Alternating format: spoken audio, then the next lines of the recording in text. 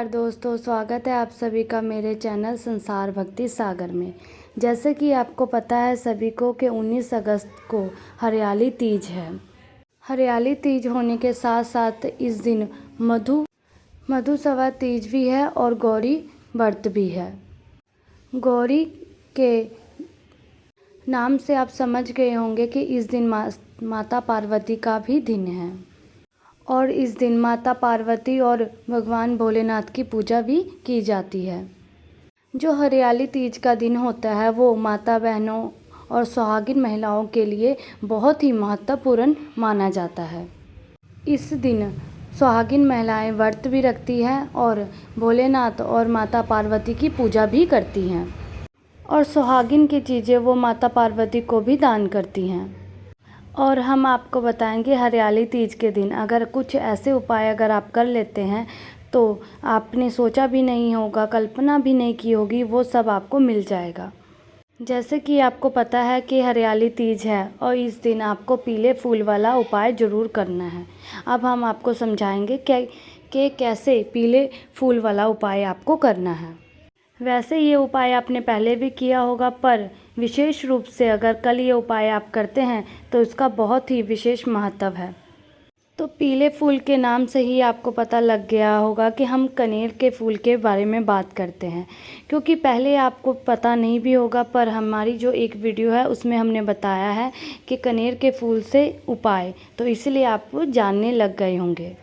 वैसे तो आपने ये फूल बहुत जगह देखे होंगे लगे हुए, पर आपने कभी ध्यान नहीं दिया होगा कि ये फूल का क्या उपाय हो सकता है। पर अब आप लोगों को भी पता चल गया है कि कनेर के फूल से क्या उपाय आपको करना है। आपको ये कनेर का फूल बहुत आसानी से मिल जाएगा, क्योंकि कहीं पे भी ये कनेर का फूल लगा होता है। इसका एक बहुत बड़ा पेड़ होता है। तो आपको क्या करना है, कनेर का फूल एक लेना है। तो आपको क्या करना है कि अगर आप एक फूल ले आ सकते हो तो एक ले आओ, अगर एक से ज़्यादा अगर मिल जाते हैं तो आप उससे ज़्यादा फूल भी ले सकते हैं। उसके बाद जो माताएं बहनें होती हैं, हो सके तो सब लोग ये सुबह उठ कर के नहा धो कर के ये कनेर का फूल रखना है और ये नहा धो कर के कनेर का फूल लेकर और 2 लोटा जल भर कर आपको शिव मंदिर में जाना है। सावन का महीना है इसलिए आपको शिव मंदिर में जाना है। अगर 2 लोटा ना हो तो 1 लोटा जल भर सकते हैं। अगर 2 लोटे नहीं हैं तो आप एक कौली भी ले सकते हैं, जिसमें आप जल भर कर के लोटे के ऊपर रख सकते हैं। और उसके बाद कनेर का फूल आप अपने साथ में रख लो। अगर फूल ज़्यादा है तो आप किसी पन्नी में या थाली में भी रख सकते हैं। और ये सब लेकर आपको भगवान शिव जी के मंदिर पे पहुंच जाना है। उसके बाद जो आपने 2 पात्रों में जल ले रखा है, अगर 2 लोटों में ले रखा है तो अपने दोनों हाथ में रख लो। अगर आपने किसी कटोरी में रखा हुआ है जल तो एक हाथ में लोटा और एक हाथ में कटोरी ले लो जिसमें आपने जल रखा हुआ है। उसके बाद आपको भगवान शिव जी की चौखट पर प्रवेश करना है।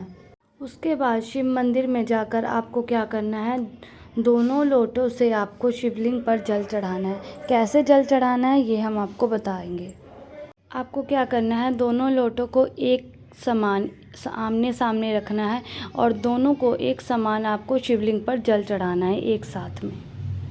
और जल धारा बहुत बारीक पतली होनी चाहिए, ये नहीं कि आपने सीधा लोटा जल चढ़ा दिया है, वो बारीक धारा होनी चाहिए। और उसके बाद आपको क्या करना है, फिर जो पीला कनेर का फूल होता है वो आपको शिवलिंग पर चढ़ा देना है और फूल का जो खिला हुआ भाग होगा वो आगे की तरफ होना चाहिए। फूल का जो खिला हुआ भाग है वो आगे की तरफ होना चाहिए, ये आप ज़रूर ध्यान रखें।